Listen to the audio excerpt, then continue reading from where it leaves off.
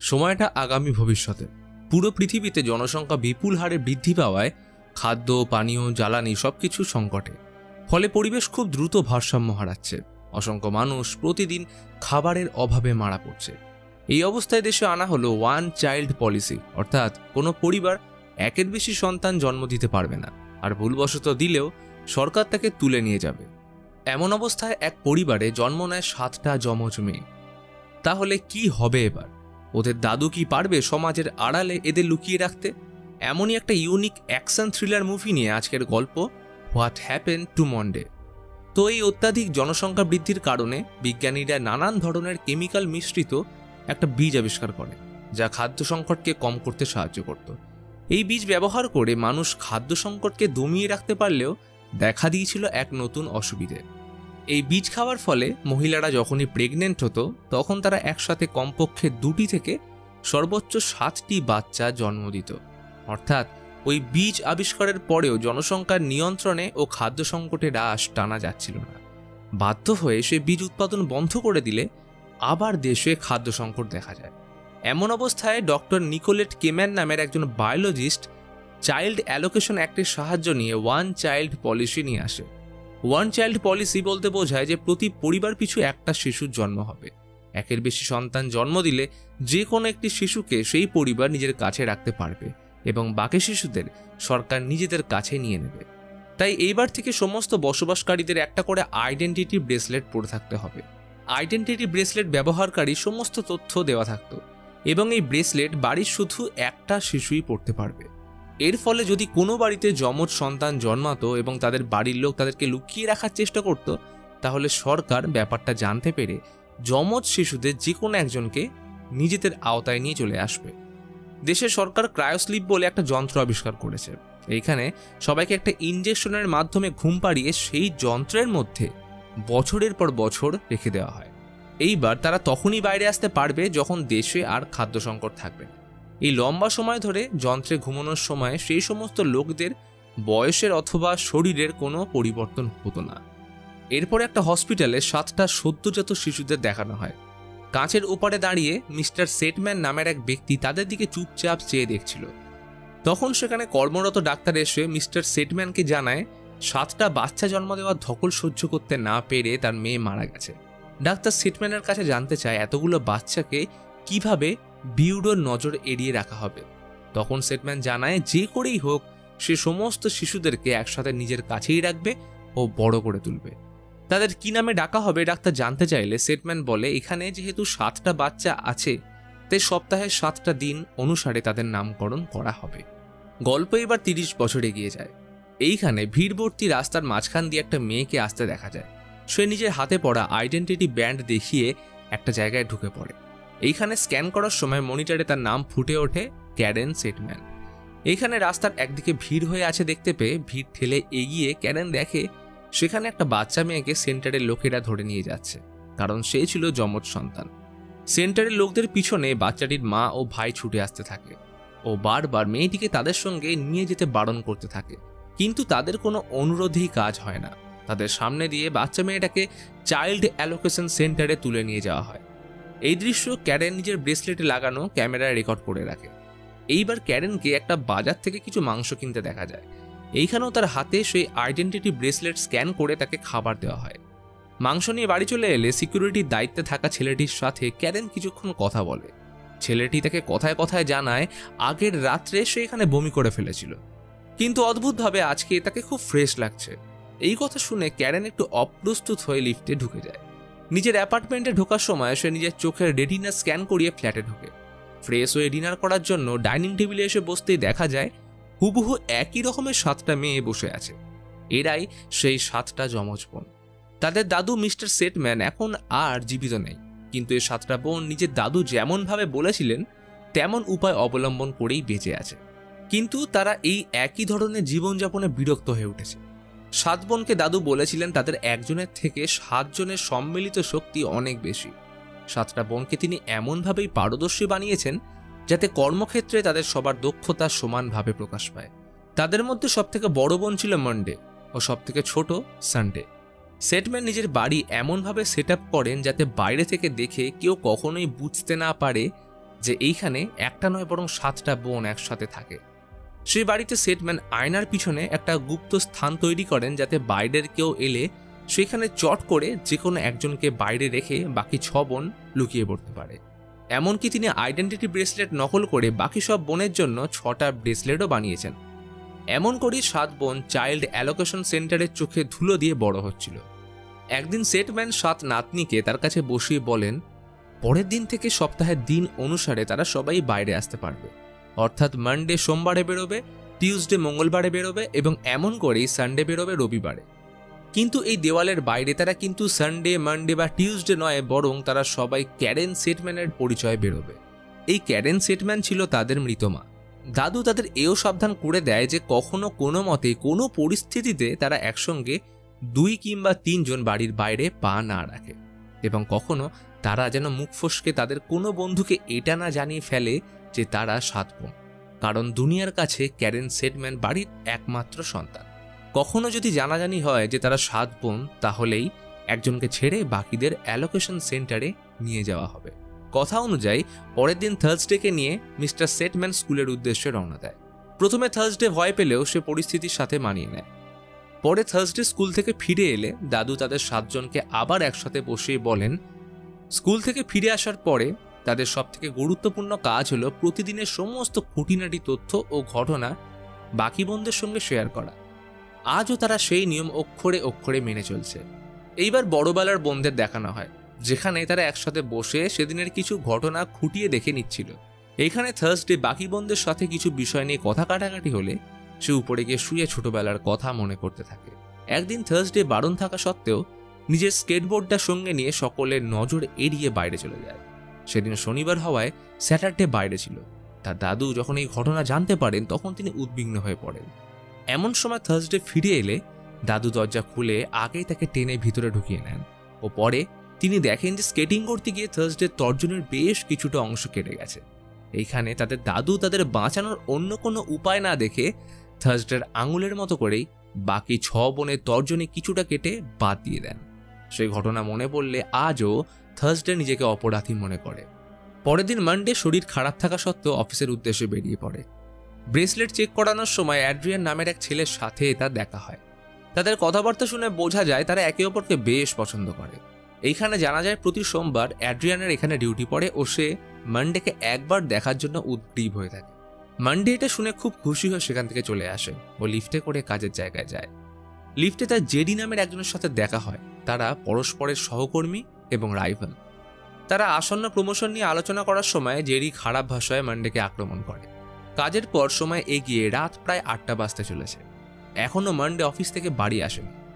এই নিয়ে বাকি 6 বোন বেশ চিন্তিত। এমনকি তার জিপিএস লোকেটার অফ দেখাচ্ছে।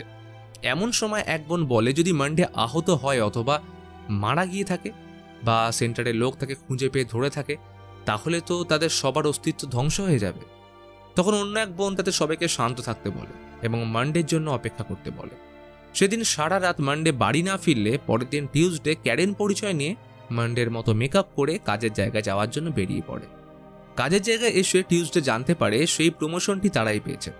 বাকি বোনেরা তখন টিউসডেকে উত্তেজিত হতে বারণ করে ও মানডে কোথায় যেতে পারে সেই বিষয়ে খোঁজ খবর নিতে ডেস্কটপ, ডায়েরি ও সেই রুমে যা আছে সবকিছু ঘেঁটে দেখতে বলে। টিউসডে কম্পিউটারে ক্লু খুঁজছিল। এমন সময় তার এক অ্যাসিস্ট্যান্ট সেখানে আসে। ওর কথাবার্তায় টিউসডে জানতে পারে আগের দিন রাতে প্রমোশন সেলিব্রেট করার জন্য মানডে কিছুটা আগেই বেরিয়ে গেছিল। সাথে এটাও জানতে পারে মানডে কাছে নিজেরই এক পছন্দের বার হ্যারিসে গেছিল। তাই শুনে টিউসডে সেই বারে যাওয়ার জন্য বেরিয়ে পড়ে। বারে পৌঁছে টিউসডে সেখানে বার অ্যাটেন্ডার মেয়েটিকে জিজ্ঞেস করে সে কি মনে করতে পারবে যে আগের দিন সে কখন এখান থেকে বেরিয়েছিল। তখন মেয়েটি জানায় সে খুব কম সময়ের জন্য আগের দিন এসেছিল এবং জেরির সঙ্গে তার কিছু ঝগড়াও হয়। বার থেকে বেরিয়ে টিউসডে নিজের বোনদেরকে এই কথা জানায়। সেখান থেকে বেরিয়ে আসার সময় টিউসডের সামনে একটা কালো রঙের ভ্যানকে দাঁড়িয়ে থাকতে দেখে। টিউসডে তাই দেখে পিছিয়ে আসতে গেলে পিছন থেকে চাইল্ড অ্যালোকেশন ব্যুরোর 2 জন অফিসার এসে তাকে জোর করে সে ভ্যানে তুলে নিয়ে যায়। যাওয়ার সময় একজন তার ব্রেসলেট স্ক্যান করে সেখান থেকে জিপিএস ডিঅ্যাক্টিভেট করে অফিসে এনে তাকে টাইট সিকিউরিটির সঙ্গে একটা জায়গায় নিয়ে যায় এবং এইখানেই অফিসে তাকে অ্যাড্রিয়ান দেখে ফেলে। কৌতূহলবশত অ্যাড্রিয়ান কিছুটা এগিয়ে এলে দেখতে পায় যে টিউসডেকে একটা ঘরের ভিতর নিয়ে গেছে। ঘরে ঢুকে টিউসডে নিকোলেট কেম্যান নামক সেই মহিলা বায়োলজিস্টকে দেখতে পায়। কেম্যান বলে সে জানে যে তারা 7 বোন। সাথে একজন অফিসার কেম্যানকে জানায় এখনো অন্য 5টা বোন জীবিত আছে এবং তাদেরকে মেরে ফেলা ছাড়া কোনো উপায় নেই। সেই অফিসার একটা ছুরি বের করে টিউসডের দিকে এগিয়ে গেলে সে প্রাণ ভয় চিৎকার করতে থাকে আর দরজা সেখানেই বন্ধ হয়ে যায়। এদিকে তখন বাড়িতে বসে 5 বোন আলোচনা করছিল যে তাদেরকে এই অবস্থা থেকে উদ্ধার পেতে গেলে কিছু তো একটা করতেই হবে। এইসব কথার মাঝখানেই তারা নিজেদের ঘরে লাগানো মনিটরে দেখে সেইখানে সেই চাইল্ড অ্যালোকেশন বিভাগের কিছু লোক এসে উপস্থিত হয়েছে। তারা সেই অ্যাপার্টমেন্টে ঢোকার সময় সিকিউরিটির দায়িত্বে থাকা ছেলেটিকে গুলি চালিয়ে মেরে ফেলে। ক্যারেনদের অ্যাপার্টমেন্টের সামনে এসে তারা একটা উপড়ে নেওয়া চোখের রেটিনা স্ক্যান করে সেই দরজা খুলে নেয়।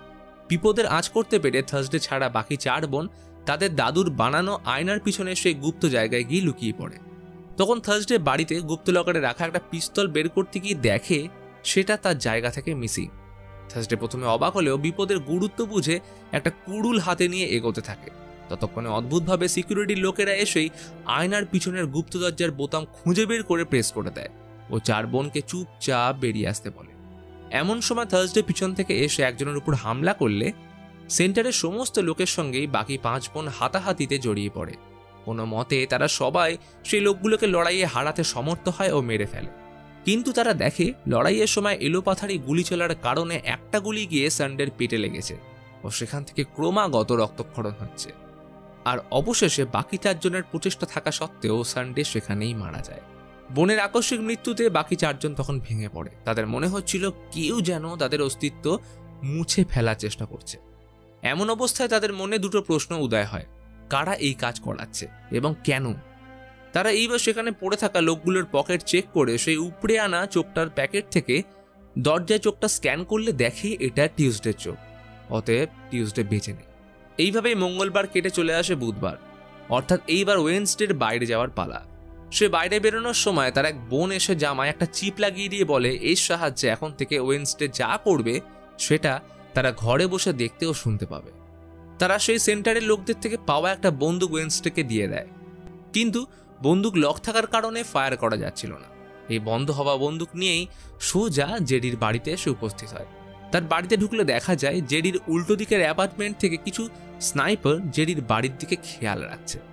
জেডি ওয়েডনেসডে থেকে জানতে চায় তারা কি এই ডিলটা করছে। তবে সে জানতে চায় যে জেডি কোন ডিলের কথা বলছে।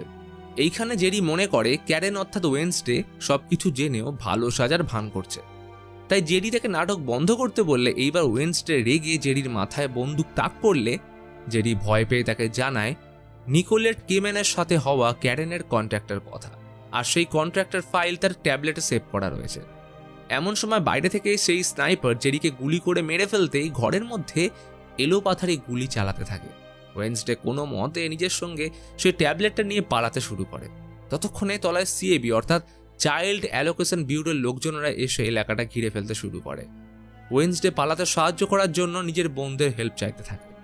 এইসবের মাঝে কিছু লোক সেখানে ঢুকে পড়লে ওয়েডনেসডে বাথরুমে লুকিয়ে পড়ে। একজন অফিসার তাকে খুঁজতে এলে ওয়েডনেসডে কোনো রকমে তাকে মেরে ফেলতে সক্ষম হয়।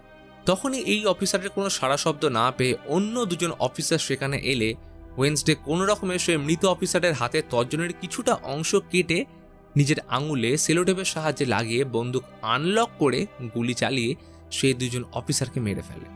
ততক্ষণে তার বোন তাকে জানায় যে জেডির বেডরুমের নিচে একটা ময়লা ফেলার জায়গা আছে, আর সেখান থেকে ঝাঁপ দিলে ওয়েডনেসডে জড়ো করে রাখা ময়লার উপর পড়বে, কিন্তু সে প্রাণে বেঁচে যাবে। এই কথা শুনে সে জেডির ট্যাবলেটে রাখা সমস্ত তথ্য নিজের ব্রেসলেটের সাহায্যে কপি করে 3 তলার জানলা থেকে ঝাঁপিয়ে পড়ে। কিন্তু তখন সে ময়লার জায়গা সম্পূর্ণ ফাঁকা থাকায় ওয়েডনেসডে পড়ে আহত হয়। তারপরও সে হাল না ছেড়ে ব্যস্ত রাস্তার মধ্যে দিয়ে দৌড়তে থাকলে এজেন্টরা তার পিছু করে। ছুটতে ছুটতে ওয়েডনেসডে একটা দরজা দিয়ে বেরোতে গেলে সোজা সিএবির গাড়ির সামনে পড়ে গেলে গাড়ির ড্রাইভার নিয়ন্ত্রণ হারিয়ে গাড়িটা অন্যদিকে নিয়ে যেতে গিয়ে অ্যাক্সিডেন্ট করে ফেলে। সিএবির অফিসাররা আহত হওয়ার পরে ওয়েডনেসডের পিছনে ধাওয়া করতে থাকে। সে অফিসার এইবারে ওয়েডনেসডে জিপিএস লোকেশন ট্র্যাক করতে শুরু করে। তার পিছনে ছুটে আসা কিছু রক্ষীরা তার উপর গুলি চালালে পথ চলতে নির্দোষ মানুষের গায়ে সেই গুলি লেগে তাদেরও মৃত্যু হয়। প্রাণপণে দৌড়ে ওয়েডনেসডে একটা ফ্যাক্টরির ভিতরে ঢুকে পড়লে তার লোকেশনের উপর নজর রাখা বাকি 3 বোন ওয়েডনেসডেকে পরামর্শ দেয় সেই ফ্যাক্টরির ছাদে উঠে পড়তে। ঠিক এমন সময় তাদের ঘরের দরজায় কেউ নক করতে থাকে। তারা ক্যামেরায় লোকটার চেহারা স্ক্যান করে দেখে সে সিএবির লোক এবং তার কাছে আর্মস আছে। এখানে স্যাটারডে দরজা খুলতে গেলে কিছুক্ষণের জন্য তারা ওয়েডনেসডের সঙ্গে কানেকশন বিচ্ছিন্ন করে দেয় এবং দেখতে পায় সেখানে অ্যাড্রিয়ান দাঁড়িয়ে। আসলে সেদিন টিউসডেকে বিউরোতে দেখার পর থেকেই অ্যাড্রিয়ানের মনে হচ্ছিল হয়তো মানডেকে সেখানে নিয়ে আসা হয়েছে এবং যেহেতু তারপর থেকে মানডে নিখোঁজ, তাই সে মানডের সাথে যোগাযোগ করে উঠতে পারছে না। তাই সে খবর নিতে সোজা বাড়িতে এসছে। এইখানে সে বেশ কিছু সময় স্যাটারডেকে ক্যারেন ভেবে কথাবার্তা বলতে থাকে। আসলে 7 বোনদের চেহারায় মিল থাকলেও তাদের হেয়ার স্টাইল, কাপড় পরার ধরন এবং অ্যাটিটিউড আলাদা, তাই মানডে ও স্যাটারডে চুলের স্টাইল ছিল সম্পূর্ণ আলাদা। অ্যাড্রিয়ান তাকে এই নতুন লুকের ব্যাপারে জিজ্ঞেস করলে স্যাটারডে দায় সারা উত্তর দেয়। অ্যাড্রিয়ান বাড়ির ভিতরে এসে ও কিছু কথাবার্তার পর হঠাৎ করেই স্যাটারডেকে কিস করে। স্যাটারডে ও তার বাকি 2 বোন কিছুই বুঝে উঠতে পারছিল না যে কে এই লোকটা, কিন্তু তারা একটা ব্যাপার খুব ভালো করে বুঝতে পারছিল যে তাদের 7 বোনের মধ্যে কেউ একজন এই লোকটার সাথে রিলেশনে রয়েছে। স্যাটারডে অ্যাড্রিয়ানের থেকে কিছুক্ষণের জন্য বিরতি নিয়ে ভিতরে বোনদের কাছে চলে আসলে বোনেরা জানতে চায় যে সেই কি বাইরে লুকিয়ে এর সাথে দেখা করে। স্যাটারডে তখন জানায় যে এর আগে সেই লোকটাকে কখনোই দেখেনি, উল্টে সে একজন সিএবি এজেন্ট। এটা জেনে সে কেনই তার সাথে সম্পর্ক রাখতে যাবে। স্যাটারডেকে 2 বোন বলে এই লোকটা কোন উদ্দেশ্যে এইখানে এসছে তা জানার জন্য এই লোকটার সঙ্গে তার বাড়ি যেতে। তাই যাওয়ার আগে তারা স্যাটারডের ব্রেসলেটে একটা চিপ ইনসার্ট করে দেয় যাতে স্যাটারডে অ্যাড্রিয়ানের কাছাকাছি এলে তার ব্রেসলেটটা অ্যাড্রিয়ানের ব্রেসলেটের সাথে সংযুক্ত হয়ে যায় ও সেটার মাধ্যমে তারা বাড়িতে বসে সিএবির সমস্ত কার্যকলাপের উপর নজর রাখতে পারে। স্যাটারডে কোনো রকমের রাজি হয়ে অ্যাড্রিয়ানের সাথে সেই বাড়ি থেকে বেরিয়ে গেলে তারা আবার ওয়েডনেসডের সাথে কানেকশন বিল্ড করার চেষ্টা করে।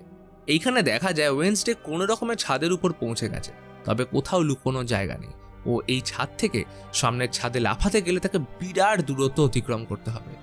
তাদের এই কথা জানালে তারা ওয়েডনেসডেকে সাহস জোগাতে থাকে ও তাই শুনে লাফ দেওয়ার জন্য তৈরিও হয়ে যায়। আর যখনই সে লাফ দেয় ঠিক তখনই সামনের অ্যাপার্টমেন্টের ছাদে উঠে আসে সিএবির সেই অফিসার এবং সে এসেই ওয়েডনেসডের দিকে গুলি চালায়। গুলি লাগার পরে ওয়েডনেসডে কোনো রকমে সে ছাদের কার্নিস ধরে ঝুলতে থাকে। এবার সেই অফিসার এগিয়ে এসে সোজা ওর মাথায় গুলি চালালে সেখানেই মৃত্যু হয় ও তার দেহ সোজা এসে নিচে আছড়ে পড়ে। তাদের আরেক বোনের মৃত্যু দেখে অন্য 2 বোন ভেঙে পড়ে। ওদিকে স্যাটারডে অ্যাড্রিয়ানের সঙ্গে তার বাড়িতে পৌঁছয় ও সেখানে কিছু সময় পরে ঘনিষ্ঠ হতে থাকে। এদিকে ওয়েডনেসডের পাঠানো কিছু ডেটা সার্চ করে বাকি 2 বোন বুঝতে পারে এই কন্ট্রাক্টের মাধ্যমে প্রচুর পরিমাণে ইউরো ক্যারেনের তরফ থেকে কেম্যানের অ্যাকাউন্টে পাঠানো হয়েছে। তারা কন্ট্রাক্টটা সার্চ করে দেখতে পায় কেম্যানের তরফ থেকে সেখানে সই করা হলেও ক্যারেনের সই করা জায়গাটা কিন্তু এখনো ফাঁকা।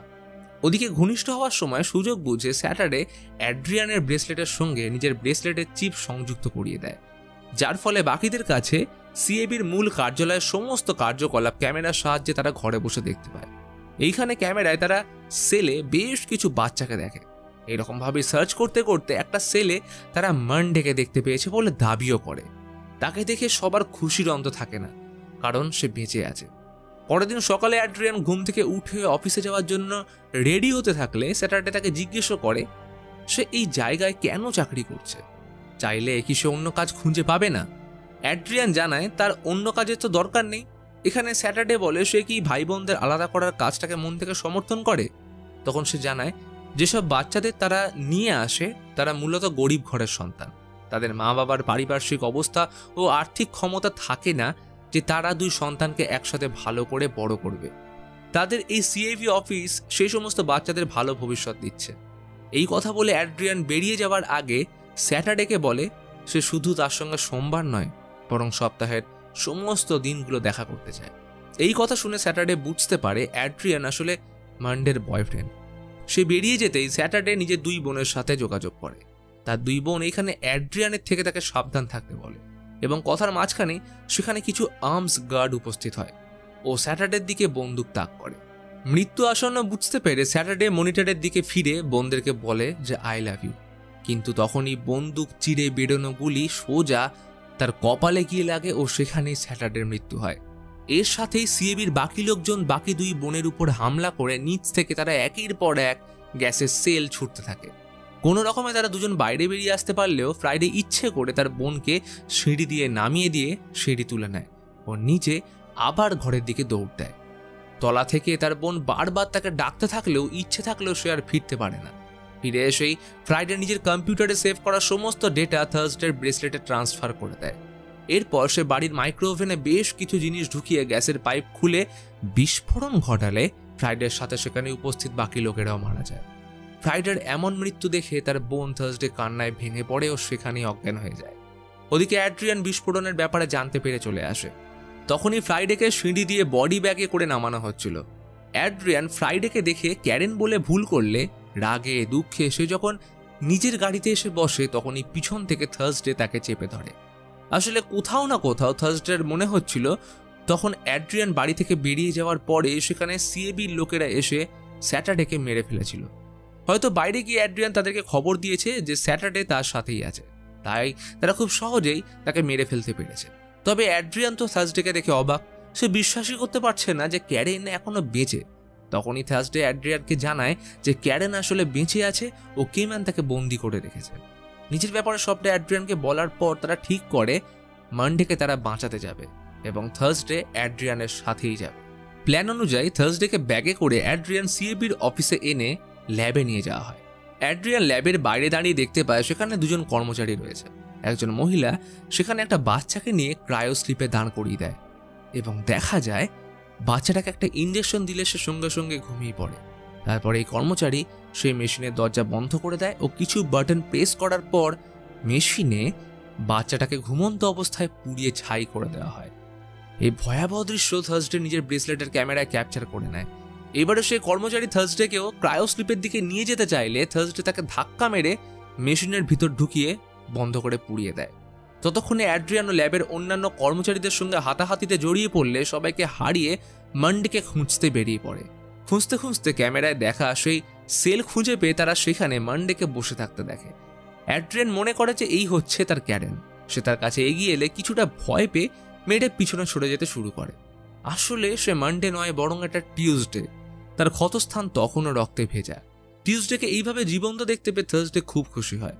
আর এইখানেই তারা কেম্যানের আসল চেহারাটা দুনিয়ার সামনে আনার জন্য একটা প্ল্যান বানায়। থার্সডে টিউসডেকে ডেকে নিজের মাথার উইক খুলতে বলে। আর তখনই ডক্টর কেম্যানের সাথে মানডেকে দেখা যায়। সে আসলে কেম্যানের সাথে হাত মিলিয়ে নিজের বোনদের সিক্রেট তাকে বলে দিয়েছে বলেই কেম্যানের লোকেরা তাদেরকে সহজে খুঁজে বের করতে পারছিল। কারণ ফাইনালি কেম্যান সেই কন্ট্রাক্টটি মানডেকে দিয়ে সাইন করিয়ে দেয়। কেম্যান মানডেকে জানায় তার এক বোনকে এখনো জীবিত অবস্থায় এইখানে বন্দি রাখা হয়েছে, কারণ যে নিজের স্বার্থসিদ্ধির জন্য নিজের পরিবারের বলি দিতেও পিছুপা হয় না, তার উপর চোখ বন্ধ করে ভরসা করার কোনো মানেই নেই। এইবার থার্সডেকে দেখা যায় সে একদম মানডের মতো পোশাক পরে সেমিনার হলে উপস্থিত হয়েছে। এর কিছুক্ষণ পরেই কেম্যান একটা সেমিনার অ্যাটেন্ড করবে। থার্সডে সেখান দিয়ে ওয়াশরুমে এসে পৌঁছায় ও এইখানে সে মানডেকে দেখতে পায়। আর মানডের হাতে রয়েছে তাদের দাদুর সেই বন্দুক, অর্থাৎ যেদিন মানডে নিখোঁজ হয়েছিল সেদিনই বন্দুকটা সে নিজের সাথে নিয়ে যায়। এখানে কিছু কথাবার্তার পরে মানডে ও থার্সডের মধ্যে হাতাহাতি শুরু হয় এবং হাতাহাতির এক পর্যায়ে গুলি গিয়ে সোজা মানডের কাঁধে লাগে। ওদিকে টিউসডেকে নিয়ে অ্যাড্রিয়ান সার্ভার রুমে এসে উপস্থিত হয়। সেখান থেকে তারা হ্যাক করে সেমিনারে থাকা উপস্থিত সমস্ত অতিথিদের সামনে ক্রায়োস্লিপের আসল রহস্য উদ্ঘাটন করে। উপস্থিত সকলে দেখে সেই বাচ্চাটাকে ক্রায়োস্লিপে রাখার পর জীবন্ত পুড়িয়ে দেওয়া দৃশ্য। সবাই কেম্যানের এমন নৃশংসতায় আটকে ওঠে। কেম্যান তখন হলের মধ্যে মানডের পোশাক পরে থাকা থার্সডের দিকে এগিয়ে যায় ও তার গলা চিপে ধরে। তখনই আহত অবস্থায় মানডে হাতে পিস্তল নিয়ে সেমিনার হলে প্রবেশ করলে সিএবি সিকিউরিটি অফিসার মানডেকে গুলি করে। ততক্ষণে টিউসডে এবং অ্যাড্রিয়ান এসে পৌঁছলে অ্যাড্রিয়ানও পাল্টা গুলি চালিয়ে অফিসারদের মেরে ফেলে। থার্সডে তখন মানডের কাছে এসে বসে। চোখের সামনে মৃত্যুকে দেখতে পেয়েও মানডে বারবার থার্সডেকে বলতে থাকে এজেন্টকে তাদের নিয়ে যেতে দিও না। থার্সডে প্রথমে কিছু বুঝতে না পারলে যখন মানডে তার হাত নিজের পেটের উপর রাখে তখন থার্সডে বুঝতে পারে মানডে আসলে প্রেগনেন্ট এবং এত কাণ্ড সে নিজের সন্তানকে সুস্থভাবে জন্ম দেওয়ার জন্য করেছে। অ্যাড্রিয়ান ততক্ষণে মানডের কাছে এসে পৌঁছলে কিছুক্ষণের মধ্যে মানডে শেষ নিঃশ্বাস ত্যাগ করে। এর কিছুদিন পর খবরে দেখানো হয় সরকার ওয়ান চাইল্ড পলিসি তুলে দিয়েছে এবং কেম্যানকে অগন্তি মানুষের হত্যার অপরাধে মৃত্যুদণ্ডের সাজা দেওয়া হয়েছে। গল্পের শেষ পর্যায়ে এসে দেখা যায় টিউসডে, অ্যাড্রিয়ান ও থার্সডে এক জায়গায় দাঁড়িয়ে। টিউসডে একটা নতুন চোখ পেয়েছে আর সামনে একটা আর্টিফিশিয়াল উম্বের মধ্যে দুটো যমজ বাচ্চাকে বড় হতে দেখা যায়। এরা আসলে মানডের সন্তান। টিউসডে নিজের নাম পরিবর্তন করে টেডি রেখেছে ও থার্সডে নিজের নাম দিয়েছে ক্যারেন। ওয়ান চাইল্ড পলিসি উঠে যাওয়ার পর তারা সবাই নিজেদের পরিচয় খুঁজে পেয়েছে। এখন আর তাদের অন্যের নামের ছায়ায় বেঁচে থাকতে হবে না। আর এটার সাথেই মুভি এখানে শেষ হয়।